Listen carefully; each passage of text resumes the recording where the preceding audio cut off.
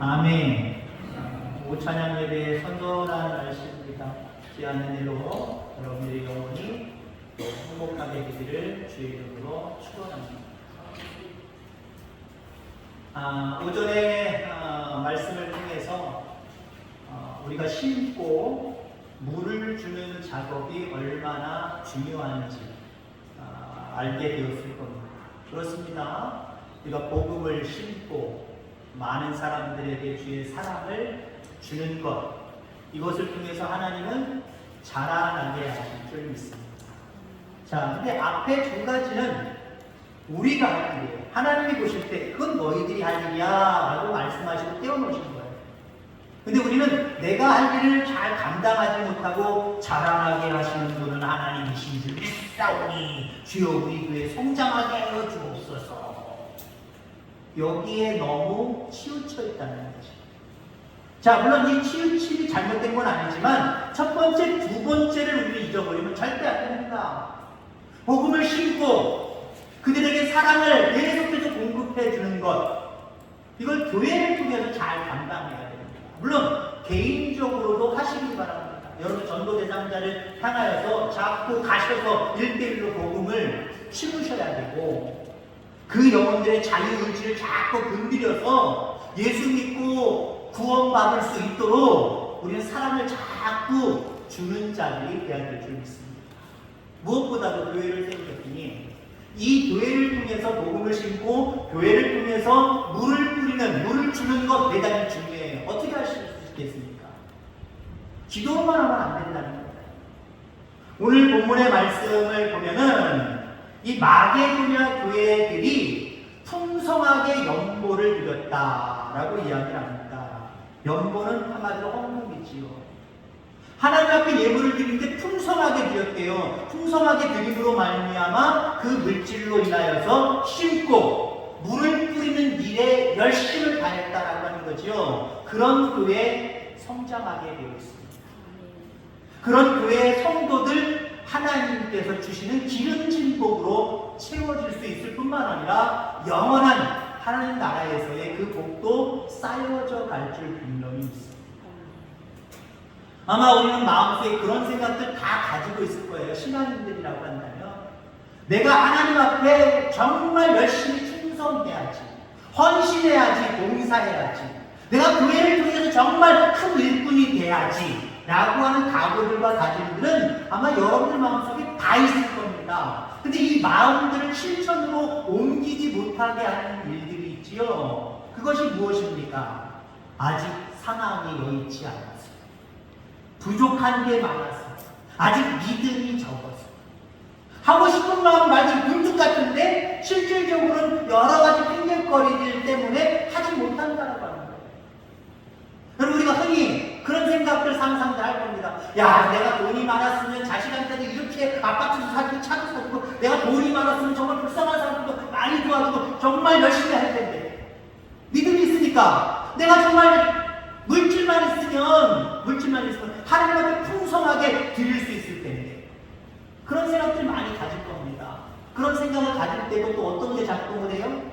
아직 믿음이 적어서, 아직 상황이 여의치가 않아서, 아직은 아닌 것 같아서, 그런 것들이 우리의 어떤 열정적인 마음들을 표출하지 못하고 살아가게 할 때가 참 많이 있습니다. 우리 장로님 중에서 부른 찬양 이 산지를 내게 주소서, 이 찬양은요 복음 찬양, 복음 찬양인데 지극히 성서적인 거예요. 이거 누구의 고백인지 아십니까? 성경의 인물의 고백입니다. 누구의 고백? 여호수아와 갈렙이 이 말을 한 거예요. 자, 1세대들, 출애굽한 1세대들은 다 죽었어요. 광야에서 다 죽었어요. 가나안 땅에 못 들어갔습니다. 오직 들어간 사람 여호수아와 갈렙입니다. 그렇게 따지면 지금 여기 가나안 땅에 들어가서 하나님이 약속하신 땅을 조금씩 지금 확장하고 차지하는 가운데 있는 거예요. 다는 아니에요. 아직도 멀었어요. 자, 그러니까 그 이스라엘 땅을 점령해가는 과정 가운데 있는 사람들 중에 나이를 따지면 거의 1순위, 2순위예요. 그죠? 여호수아가 먼저냐, 갈렙이 먼저냐, 나이가 부족한 말이야. 이 갈렙이 84세 때에 하나님 앞에 그리고 지도자인 그 당시에 여호수아에게 고백을 하고 있는 거예요. 이 산지를 내게 주셔서 하나님 앞에 고백을 하는 거예요. 무슨 소리냐? 아직 하나님이 이 이스라엘 땅에게 이스라엘 민족에게 주신 땅들을 다 점령하지 못했다는 거예요. 그리고 특히 자기 족속 갈렙이 말할 때 자기 족속에게 주신 땅이 아직도 가나안 원주민들이 다스리고 있다는 거죠. 그러면 그 나이가 됐으면 하나님은 건강이 여의치가 않아서 힘이 없어서 싸울 능력이 안 돼서 자식들 때 어떻게 좀 되겠지요. 하나님과 편안하게 하나님 나라 가게 해주세요. 그런 나이란 말이에요. 그런 형편이란 말이에요. 근데 갈렙이 여호수아 앞에 그리고 하나님 앞에 담대하게 서서 하나님 주시겠다고 말씀하셨죠? 나는 믿습니다. 하나님 내가 이 나이지만 내가 싸울 수 있습니다. 담대하게 나가서 저 땅을 차지할 수 있습니다. 하나님의 약속이니까요. 하나님 저 산지를 그 산지를 내게 주옵소서. 우리 이스라엘에게 주옵소서. 내 족속에게 주시옵소서. 그리고 나아가서 승리하고 차지했다는 거예요. 여러분들 우리의 열정을 가로막는 많은 것들을 다 무시하고 다 버릴 수 있게 되기를 주님으로 축원합니다. 아직 믿음이 적어서 아직 상황이 여의치 않아서 이거 뚫어버리셔야 돼요. 파괴해버리셔야 돼요. 할 수 있다라고 하는 믿음을 가지고 헌신이든 충성이든 오늘 제목의 말씀처럼 하나님 앞에 드리는 연보든 여러분들 마음 먹는 대로 감당할 수 있는 저와 여러분들 다 되기를 주의 이름으로 축원합니다. 오늘 본문에 마게도냐 교회들이 나옵니다. 마게도냐 교회가 아니라 마게도냐 교회들. 여기 세 교회가 있습니다. 빌립보 교회, 데살로니가 교회, 베레아 교회. 이 세 교회를 한마디로 마게도냐 교회들, 그 마게도냐 지역에 있는 교회라고 하는 그런 의미입니다. 이들이 연보를 하나님 앞에 예물을 드리는데 다른 성도들의 다른 교회에 모범이 되었다고 지금 바울이 칭찬해주고 있는 장면입니다. 풍성한 연보를 넘치게 했다라고 2절에 말씀하고 있지요. 마게도냐 교회들은 어떻게 그렇게 풍성한 연보를 드릴 수 있었을까요? 그 원인들, 그 조건들을 한번 오늘 함께 찾아보고자 합니다. 그들은 어떻게 풍성한 연보를 드릴 수가 있었을까? 그렇게 풍성한 연보를 드리려면 어떠한 비결이 있지? 라고 하는 모습으로 여러분들 말씀을 받기를 주의 이름으로 축원합니다. 우선 마음이 가난하다. 심령이 가난한 자, 가난한 자는 복이 있다. 분명하게 산상수훈에서 우리 주님이 말씀하셨습니다. 여러분 가난한 자가 어떤 사람일까요? 하나님께 무엇을 하고자 하는 마음이 강한 사람이 가난한 자예요. 하나님의 은혜로 족합니다. 감사합니다. 나는 하나님밖에 없습니다. 라고 하는 자세, 그런 자세가 바로 이 풍성한 연보를 그들에게 드릴 수 있게 만들었다라고 하는 거예요. 마게도냐 지역은 오늘 오전에 에베소 지역을 우리가 살펴봤었죠. 마게도냐 지역도 마찬가지입니다. 지하장이 풍성한 곳입니다. 금과 은의 광산들이 많이 있는 곳이 마게도냐였고요.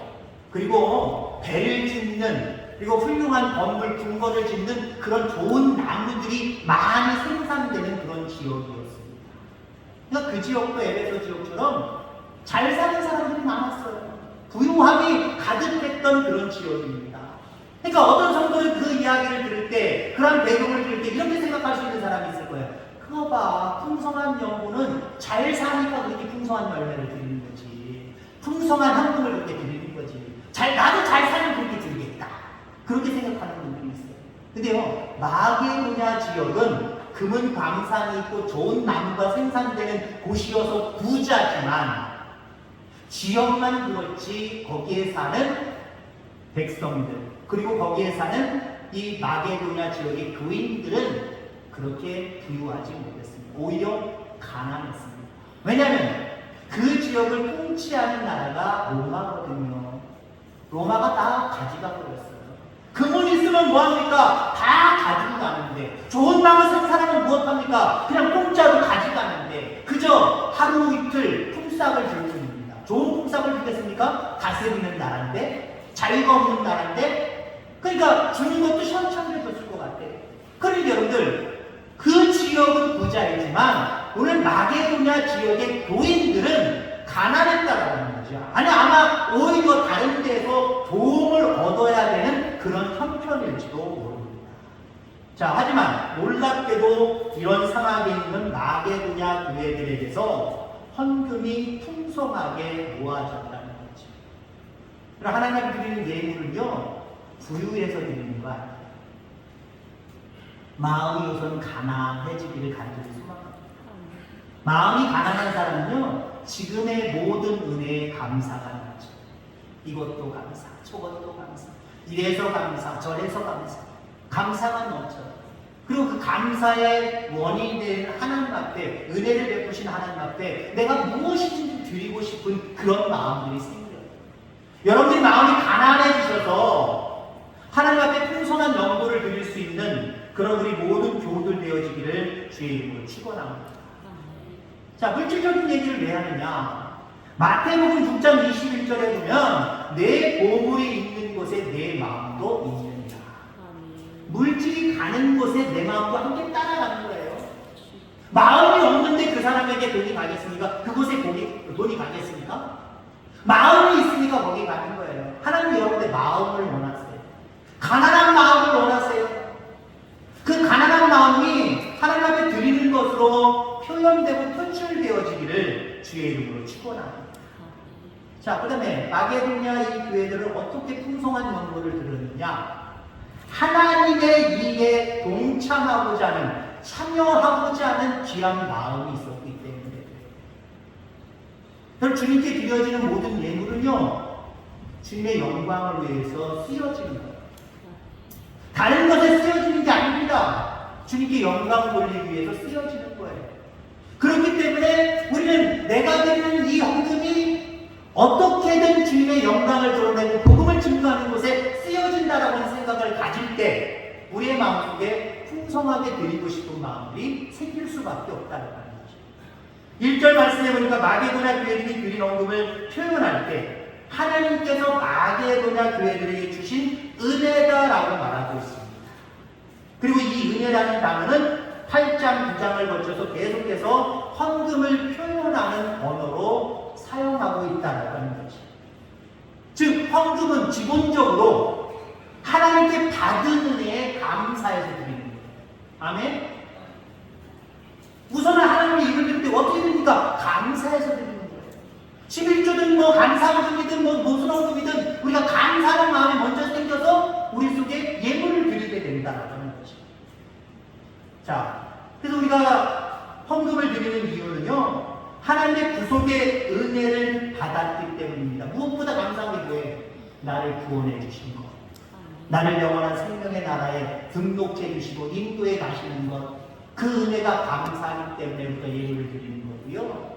또 한 가지는 하나님의 구속의 역사가 일어나는 자리에 동일한 은혜가 나누어질 수 있도록 동참하기 위해서 드리는 거예요. 이 예물이 복음이 확장되는 곳에 사용된단 말이에요. 그래서 내가 직접 할 수는 없지만 교회를 통해서, 때로 목사님을 통해서, 당회를 통해서 이 일들이 감당되어질 수 있도록 하나님 인도해달라고 예물을 드리는 거예요. 그러니까 은혜와 그 은혜를 나누는 일에 두 개 다 은혜가 들어갔지. 은혜 받았기 때문에 하나님 감사해요. 이 은혜가 나에게만 머무르는 것이 아니라 흘러가서 다른 사람들에게도 증거되는 말미암아 열매는 교회가 부흥하고 성장하기 위해서 그런 열정적인 마음을 가졌다고 한다면 우리 속에도 풍성함이 나타날 수밖에 없다라는 거죠. 3절 4절에 보니까 그들이 힘대로 할 뿐 아니라 시에 지나도록 자원하여 이 은혜와 성도 섬기는 일에 참여함에 대하여 우리에게 간절히 구하니 라고 말씀을 하고 있습니다. 마게도냐 교회들은 구원의 역사에 참여하는 데 있어서 시에 지나도록 예물을 드렸고요. 그 예물을 드리는 이유가 무엇이냐면은 자신들도 제발 이 하나님의 구원 사역에 참여할 수 있게 해달라. 하나님의 복음이 증거되는 곳이 어떤 곳이냐, 어떤 일이냐, 그 일을 하나님 알려주시면, 그 일을 목사님 알려주시면, 그 일을 장로님 알려주시면 내가 힘써 하겠습니다. 이런 교회 되기를 주님을 축원합니다. 우리가 주어진 학교 속에서 감사와 선교에 참여하고자 하는 귀한 마음으로 예물을 드릴 뿐만 아니라 또 다른 하나님이 기뻐하시는 일들이 없을까? 무슨 일 없을까? 여러분, 우리가 선교 예물 가를 예를 들자면, 여러분 선교 예물을 드려요. 우리가 모아지는 대로 여러 교회, 우리가 지금 선교지들이 9곳이죠. 9곳에 선교를 합니다. 확장하는 방법을 제가 가르쳐 드릴까요? 물론 교회 자체적으로 재정이 늘어나면 확장이 되겠죠. 선교하는 일을 하나님 기뻐하시니까. 우리 교회 어떻게 우리가 할지 모르지만 10%든 20%든 30%든 40%든 선교할 수 있으면 참 좋지요. 확장되기를 간절히 소망합니다. 그리고 확장되는 방법 중에 하나는 목사님, 장로님, 나 선교하고 싶은데, 내가 직접적으로 할 수 없잖아. 선교하고 싶은데 제가 한 달에 5만 원, 아니 한 달에 10만 원 어느 교회를 도와줄 수 있을까요? 가르쳐 주세요. 그럼 목사님들, 장로님도 요 교회 어떠십니까? 그럼 제가 할게요. 개인적으로 하는 방법도 있어요. 왜 그렇게 할까요? 개인적이든 간접적이든 그 일을 통해서 하나님의 나라와 복음이 증거되기 때문에 그렇습니다. 이런 열정이 있으면, 이런 마음이 있으면 마게도냐 지역의 교회들처럼 우리도 풍성하게 주님 앞에 드릴 수 있다는 겁니다. 여러분들에게 하나님의 일에 참여하고자 하는 열정이 생겨나게 되기를 주의 이름으로 축원합니다. 자, 마게도냐 지역의 이 교회들은 어떻게 이렇게 풍성한 연보를 드릴 수 있었을까? 경건하게 살았기 때문에 그렇습니다. 그리스도인이니까 당연히 경건하게 살겠지요. 그러나 더 경건을 추구하며 살아가는 저와 여러분들 되기를 주의 이름으로 축원합니다. 하나님 앞에 더 경건해지면요, 내가 주님을 위해서, 주의 일을 위해서 무엇을 할까라고 하는 모습으로 마음으로든 물질로든 무엇이든지 우리는 할 수 있다는 거예요. 헌금을 물질만 드리는 것으로 생각해서는 안 됩니다. 헌금을 은혜와 연결하여 드려야 됩니다. 은혜는 물질과 좀 달라요. 돈만 낸다고 헌금이 아니라 우리의 마음과 우리의 몸을 드릴 수 있어요. 매 순간순간마다 하나님의 자녀로서 경건하게 살아가는 것, 이것이 진정한 헌금이에요. 진정한 예물이에요. 하나님이 받으시는 거예요. 하나님이 받으시는 예물 중에 가장 값진 예물이 무엇일까요? 나를 드리는 거예요. 나를. 내 생활과 내 삶을 드리는 거예요. 이게 1순위입니다. 하나님을 돈 좋아하는 분으로 생각하지 마시기 바랍니다. 다만 하나님이 물질적인 이야기를 하시는 것은 물질이 있는 곳에 마음이 있는 걸 하나님이 아시기 때문에, 창조하는 피조물들이 그 마음이 물질을 따라가는구나, 이걸 아시기 때문에 그렇게 말씀하시는 것이죠. 하나님의 진정으로 우리에게 원하는 예물은 나를 드리는 겁니다. 그리고 나를 드리는 사람은, 온전하게 경건의 삶을 통해서 나를 드리는 사람은 눈에 보이는 물질도 또한 풍성하게 드릴 수가 있다라는 겁니다. 자기 자신을 드리지 않고 드리는 어떤 예물은요, 드려도 하나님 앞에 큰 의미가 없어요. 재정적으로 조금 뭔가 비축이 되겠지요. 그러나 하나님이 바라보실 때는 별 의미가 없어요. 너를 드려야지. 너를 드린 다음에 함께 수반되는 모습으로 예물을 드려야지. 너는 드리지 않고 예물을 드리니 하나님 바라보실 때 너 기부금 내고 있니? 아마 이렇게 생각하실 거예요. 저는 목회하다 보니까 한 번 정도 들은 적이 있고 한 번 정도 경험한 적이 있습니다. 들은 것은 어떤 교회 목사님에게 들은 건데, 자기가 낸 헌금을 다시 내놓고, 교회에 뭐 실적을 했든지 목회자한테 실적을 했든지 그래서 자기가 낸 헌금을 다 내놓고 그런 어떤 성도를 보았답니다. 저는 거기까지 못 봤고요. 이야기는 들었고요. 제가 초창기 목회할 때 그런 분은 있었습니다. 제가 그 교회 가기 전부터, 거기 가기 전부터, 우리 교회에서 이제 실족교로 나가셔서 다른 교회를 다니시는 어떤 남자 집사님이셨어요. 권사님이셨나? 권사님이? 시즌 척평교회에 배 집사님, 배 권사님, 배 집사님, 남편. 집사님이셨나요? 집사님이셨어요. 집사님인데, 그래도 제가 찾아가야지, 어떻게 예전에 우리 교회 다니셨던 분이고 믿음의 사람이니까 동네 사람들 대할 때 같이 찾아가기도 하고 인사하기도 하고 이 얘기 저 얘기도 하고. 그런데 그분이 어느 순간 저한테 그런 얘기를 하더라고요. 자기가 그때 거기 교회를 얘기하면 척평교회 정말 열심히 있고 헌금 제가 열심히 했대요. 근데 목사님, 그 장부들 남아있나요? 남아있지요. 남아있으면 내가 그때 얼마나 허무했나 좀 가르쳐주세요. 그러더라고요. 제가 말을 들었을까요? 안 들었을까요? 잘 듣게 생겼어요? 못 듣게 생겼어요? 말 못 듣게 생겼잖아요. 지맘대로 하게 생겼잖아요. 그거 가르쳐줄 수 없습니다. 장부가 있어도 그거 몰라 뭐 한다고 하시려고 해요? 아, 내가 그래도 얼마큼 했나 한번 알고 싶어서 그래요. 그래서 저한테 그걸 요청한 적이 있어요.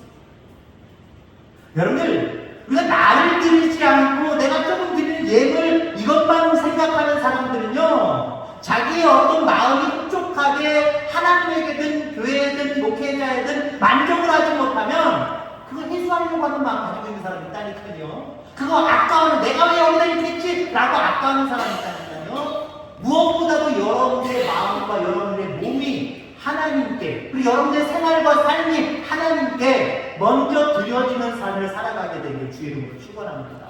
그럼 앞에 얘기 꺼낼 필요도 사실 없는 거예요. 내가 경건하게 살다 보면 하나님께 대하는 태도, 교회를 통하여서 이웃을 대하는 태도와 삶이 바뀌게 되어 있어요. 가장 중요한 건 내 마음을 드리는, 내 삶을 드리느냐 안 드리느냐.